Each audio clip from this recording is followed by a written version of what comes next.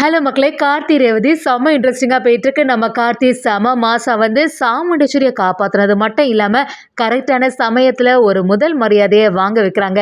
இத பார்த்துட்டு இருந்த நம்ம ரேவதிக்கு கார்த்திக்கு மேல ஒரு லவ் வருதுன்னே சொல்லலாம். இத தெரிஞ்சுக்கிட்ட சாமுண்டீஸ்வரி இனி ரேவதிய எதிர்த்து நிக்கிறாங்க. இதுல இருந்து கார்த்தி ரேவதி ஒண்ணு சேர போறாங்களா? இல்லனா சாமுண்டீஸ்வரி பிளான் பண்ணபடி நம்ம ரேவதிக்கு இன்னொரு மேரேஜ் நடக்க போதா? வீடியோக்குள்ள போறதுக்கு முன்னாடி நம்ம சேனலுக்கு சப்ஸ்கிரைப் பண்ணிடுங்க. அப்படியே பக்கத்துல இருக்க பெல் ஐகானை கிளிக் பண்ணிடுங்க. அப்பதான் நான் போடுற வீடியோலாம் உங்களுக்கு நோட்டிஃபிகேஷனாக வரும். சாமுண்டீஸ்வரி கோவிலில் காணலை அப்படின்னு சொன்ன உடனே நம்ம ரேவதியும் சரி அதிகாரிகள்கிட்ட எதுவும் கம்ப்ளைண்ட் பண்ணாண்டா, கார்த்தி அவங்கள்ட்ட பேசினாலே போதும் கண்டிப்பாக அம்மாவை காப்பாற்றி கூட்டிகிட்டு வந்துடுவாங்கன்னு சொல்லிட்டு நம்ம கார்த்திகிட்ட சொல்ல ஆரம்பிக்கிறாங்க. எங்கள் அம்மாவுக்கு முதல் மரியாதை பண்ண வேண்டியது இருந்துச்சு. அந்த சமயத்தில் கரெக்டாக அவங்கள காணலை.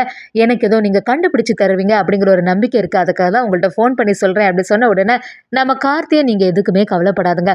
உங்கள் அம்மா எங்கே இருந்தாலும் அதை கண்டுபிடிச்சி தர வேண்டியது என்னோட பொறுப்புன்னு சொல்லும்போது நம்ம ரேவதிக்கு இப்போதான் கொஞ்சம் நிம்மதியாச்சு. அதே சமயத்தில் நம்ம கார்த்திக்கு எல்லாமே புரிய ஆரம்பிக்குது. கண்டிப்பாக அத்தை யாராவது கடத்திருக்காங்கன்னா அதுக்கு முழு காரணம் அந்த சிவனாண்டியா தான் இருக்கும். சிவனாண்டிய முத்துவேலும் இப்போ எங்கே இருக்காங்கன்னு தெரிஞ்சுக்கிட்டாலே நம்ம அத்தையை காப்பாற்றிடலான்னு சொல்லிட்டு நம்ம கார்த்தியும் சிவனாண்டி இருக்கக்கூடிய இடத்துக்கே தேட ஆரம்பிக்கிறாங்க.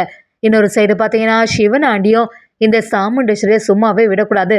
நான் மட்டும் சந்திராவை விட்டு இவ்வளோ தூரம் பிரிஞ்சிருக்கேன். இது எல்லாத்துக்குமே காரணம் இந்த சாமுண்டீஸ்வரி தானே. இவன் மட்டும் குடும்பத்தோட சந்தோஷமா இருக்கலாமா? இவளை சும்மா விடக்கூடாதுன்னு சொல்லிட்டு சிவனாண்டியும் அவங்க மேலே எல்லாம் ஊத்துறாங்க. அது மட்டும் இல்லாமல் சந்திரா நீ இன்னைக்கு பார்த்து பக்கத்தில் இல்லையே, அவள் எங்கே தான் போயிருக்கான்னு தெரியவும் மாட்டேங்குது. இந்த சாமுண்டீஸ்வரியை சும்மா விடக்கூடாது. உங்கள் அக்கா காரியே இந்த மாதிரி பண்ணும்போது நீ பார்க்காம போயிட்டேன்னு சொல்லிட்டு சிவனாண்டியும் சந்திராவை யோசிச்சு பார்க்குறாங்க. நம்ம முத்துவேலும் சரி சிவனாண்டி சீக்கிரமாட்டு இவளை வந்து ஏதாவது பண்ணிடு அப்படி சொல்லும்போது நம்ம சிவனாண்டியும் இனி யார் இவளை காப்பாற்ற போறா? இது வரைக்கும் அந்த டிரைவர் பையன் இவளோட வீட்லேயே இருந்தனால எப்படியாவது காப்பாற்றுறதுக்கு வந்தான். இப்போதான் அந்த டிரைவர் பையனும் இல்லைல்ல, அதனால அந்த கார்த்திக்கு இந்த விஷயம்லாம் தெரியறதுக்கு வாய்ப்பே இல்லை. எப்படி இருந்தாலுமே இவளை காப்பாற்றுறதுக்கு அவள் வரமாட்டா. அதெல்லாம் பிரச்சனை இல்லைன்னு சொல்லிட்டு சிவனாண்டி எப்பவும் போல நம்ம சாமுண்டீஸ்வரி உயிருக்கு ஆபத்து வர மாதிரி ஒரு செயலை பண்ணதுக்கு போகிறாங்க. கரெக்டாக எல்லாத்துக்கும் தயாராகும்போது நம்ம கார்த்தி செம மாசம் அந்த இடத்துல வந்து நிற்கிறாங்க. இதை கொஞ்சம் கூட நம்ம சிவனாண்டி எதிர்பார்க்கவே இல்லை. அவங்கள பார்த்த உடனே வா ஓடிடலான்னு சொல்லிட்டு சிவனாண்டியும் முத்துவேலும் அந்த இடத்துல இருந்து எஸ்கேப் ஆகிட்டாங்கன்னே சொல்லலாம். நம்ம கார்த்தியும் அந்த இடத்துல இருந்து பார்க்கும்போது சாமுண்டீஸ்வரி மயக்கத்தில் இருக்கிறத கவனிச்ச உடனே அத்தைன்னு சொல்லிட்டு என்னதான் சத்தம் போட்டாலும் சாமுண்டீஸ்வரி கண் முழிச்ச மாதிரி இல்லை. என்ன இவங்களுக்காச்சு மயக்கத்தில் இருக்காங்களா அப்படின்னு சொல்லிட்டு நம்ம கார்த்தியும் பார்க்குறாங்க. எப்படியாவது அத்தையை காப்பாற்றுன்னு சொல்லிட்டு அந்த இடத்துலேருந்து கூட்டிகிட்டு போகிறாங்க. இன்னொரு சைடு இதெல்லாம் தூரத்துலேருந்து கவனிச்சிருந்தா சிவனாண்டியும் முத்துவேலும் என்னடா இது இவன் வந்து காப்பாற்ற மாட்டான்னு பார்த்தா கடைசி நேரத்தில் வந்து இப்படி சொதப்பிட்டானே, எப்படியாவது இவளுக்கு இன்றைக்கி முதல் மரியாதை கிடைக்கக்கூடாதுன்னு பார்த்தோம். என்னாச்சு இந்த டிரைவர் பையன் இந்த வீட்டில் இல்லாட்டாலும் எல்லா விஷயத்தையும் தெரிஞ்சிருக்கான் போல. இனிமேல் சும்மாவே விட மாட்டானே, என்ன செய்யுது கொஞ்ச நாளுக்கு இவன் கண்ணிலையும் பட முடியாது போல அப்படின்னு சொல்லிட்டு நம்ம சிவனாண்டியும் முத்துவேலையும் யோசிக்கிறாங்க. அதே சமயத்தில் நம்ம கார்த்தியும் சாமுண்டீஸ்வரிக்கு எந்த ஆபத்தை வந்துடக்கூடாதுன்னு சொல்லிட்டு நம்ம மயில் வாகனம் ராஜராஜன் கிட்ட பேச ஆரம்பிக்கிறாங்க. நீங்க எதுக்குமே கவலைப்படாதுங்க, அத்தை என் கூட தான் இருக்காங்க, அவங்களுக்கு இப்ப எந்த ஆபத்தும் இல்லைன்னு சொல்லிட்டு நம்ம கார்த்தியும் சொல்றாங்க. அதை கேட்டு நம்ம ராஜராஜனும் என்னாச்சு மாப்பிள்ள சாமுண்டீஸ்வரி இப்ப எங்க இருக்கா, எப்படி இந்த ஆபத்து வந்து அப்படி சொல்லும்போது நம்ம கார்த்தியும் வேற எப்படி வரும், எல்லாத்துக்கும் காரணம் அந்த சிவனாண்டியும் முத்துவேலும் தான். அவங்க 2 பேர் தான் சேர்ந்த மாதிரி அத்தையை வந்து இப்படி கடத்திட்டு போயிருக்கணும். அது மட்டும் இல்லாம நான் போகும்போது அத்தைக்கு உயிருக்கு ஆபத்து வர மாதிரி ஒரு செயலை செய்தாங்க அப்படிங்கிற எல்லா விஷயத்தையும் சொல்ல ஆரம்பிக்கும் போது நம்ம ராஜராஜனும் என்ன சொல்றீங்க மாப்பிள்ள, இதை கேட்கும்போது எனக்கே ரொம்பவே பதட்டமா இருக்கு. நல்ல வேளை சாமுண்டீஸ்வரிக்கு இப்போ எந்த பிரச்சனையும் இல்லை, அவங்க எவ்வளோ பெரிய ஃப்ராடு வேலை செய்திருக்காங்க, அவளுக்கு உயிருக்கு ஆபத்து வர மாதிரி ஒரு செயலை செய்யறதுக்கு துணிஞ்சிட்டாங்களா அப்படின்னு சொல்லிட்டு நம்ம ராஜராஜனும் கார்த்திகிட்ட கேட்க ஆரம்பிக்கிறாங்க. நம்ம கார்த்தியும் சரி ரேவதி தான் என்கிட்ட ஃபோன் பண்ணி எல்லா விஷயத்தையும் சொன்னா, இப்போ வந்து அத்தைக்கு எந்த பிரச்சனையும் இல்லை, டைம் வேறு ஆகிட்டே இருக்குது, எப்படியாவது அவங்களுக்கு முதல் மரியாதை கிடைக்கணும், அதனால இப்போவே கோவிலுக்கு போகிறதுக்கு வழியை பாருங்கன்னு சொல்லும்போது நம்ம ராஜராஜனும் நீங்கள் சொல்கிறது சரிதான் மாப்பிள்ள, எப்படியாவது சாமுண்டீஸ்வரி இப்போ கண் முழிச்சு பார்த்துட்டானா எந்த பிரச்சனையும் இருக்கக்கூடாதுன்னு சொல்லிட்டு நம்ம சாமுண்டீஸ்வரியும் கண் முழிச்சு பார்க்குறாங்க.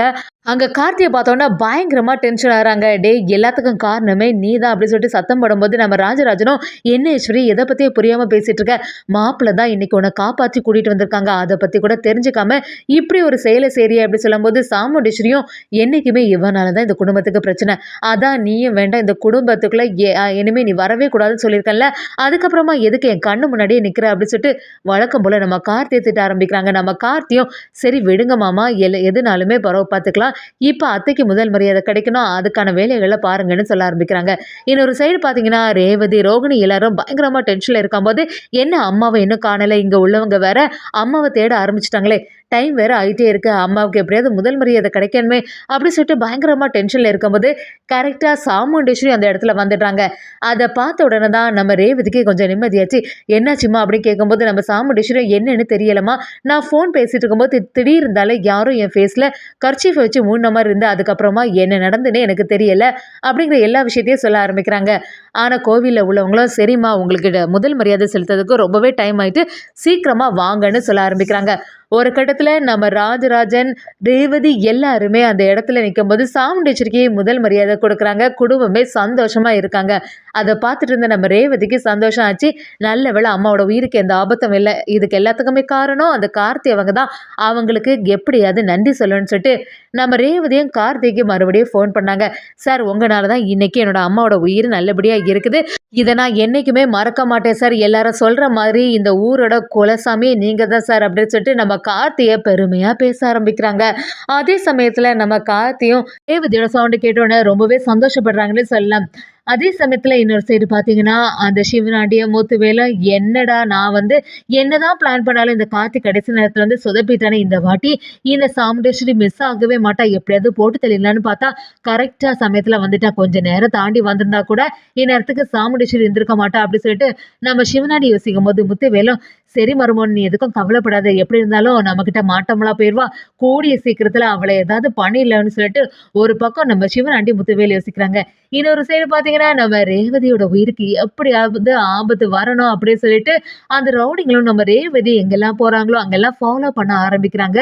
எப்படியாவது நம்ம பாஸ் ஏற்கனவே சொல்லியிருக்காங்க, இவளுக்கு ஞாபகம் இல்லாட்டாலும் இவள்னால என்னைக்காவது நமக்கு பிரச்சனையாக தான் இருக்கும், அப்புறமா நம்மளோட கும்பல் எல்லாருமே பிரச்சனையில மாட்டிடுவோம், அதனால இவளோட உயிரை எப்படியாவது எடுத்துடணும்னு சொல்லியிருக்காங்க. கரெக்டாக ஏதாவது சமயம் கிடைச்சி அவளுக்கு ஏதாவது ஆபத்து வர மாதிரி செய்திடலான்னு பார்த்தா அந்த கார்த்தி வேற அவன் பின்னாடியே சுற்றிட்டு இருக்கான். என்ன செய்யறதுன்னு சொல்லிட்டு அந்த ஆட்களும் குழம்பி போய் நிற்கிறாங்க. என்னதான் நம்ம ரேவதிக்கு ஆபத்து வர மாதிரி ஒரு செயல் நடந்தாலும் நம்ம கார்த்தி செம அதிரடியை காப்பாத்துறாங்கன்னே சொல்லலாம். அதே சமயத்தில் நம்ம சாமுண்டேஸ்வரியும் சூரியகலா கிட்ட சரி கூடிய சீக்கிரத்தில் உன்னோட அண்ணனுக்கும் ரேவதிக்கும் மேரேஜ் நடக்கணும், அதுக்கான வேலைகளை பார்க்கலாம் அப்படி சொல்லும்போது சூரியகலாவும் ரேவதிக்கு இதுக்கெல்லாம் சம்மதிப்பாளா அப்படி கேட்கும்போது அதை பற்றி நீ எதுக்கு கவலைப்படுற, கண்டிப்பாக நான் சொல்கிற வாக்கு அவள் மீறவே மாட்டா, இப்போ வேற கார்த்தியோட நினைப்பு எதுவுமே அவளுக்கு கிடையாது, அதனால் சீக்கிரத்தில் உன்னோட அண்ணனுக்கும் அவளுக்கும் மேரேஜ் பண்ணி வைக்கணும்னு சொல்லிட்டு சாமுண்டேஸ்வரி ரேவதியை சூரியகலாவோட அண்ணனுக்கு மேரேஜ் பண்ணுறதுக்காக தயாராகிட்டே இருக்காங்க.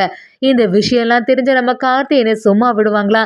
நம்ம மயில் வாகனமும் வீட்டில் நடக்கிற எல்லா விஷயத்தையும் கார்த்திட்ட சொல்ல ஆரம்பிக்கிறாங்க. இந்த மாதிரி சூரியகலான்னு ஒருத்தங்க இருக்காங்க, அவங்க அண்ணனுக்கு ரேவதியை மேரேஜ் பண்ணி வைக்கலான்னு சொல்லும்போது நம்ம கார்த்தியும் நீங்கள் எதுக்குமே கவலைப்படாதுங்க சகல, அப்படியெல்லாம் நடக்கிறதுக்கு வாய்ப்பே இல்லை, என்னதான் இருந்தாலும் எனக்கு கடவுள் மேலே நம்பிக்கை இருக்குது, கண்டிப்பாக ரேவதி என்னைக்காவது ஒரு நாள் என்னை பற்றின ஞாபகங்கள் என் கூட சேர தான் போகிறா அப்படின்னு சொல்லிட்டு நம்ம கார்த்தியை சமாதானம் ஆகுறாங்க.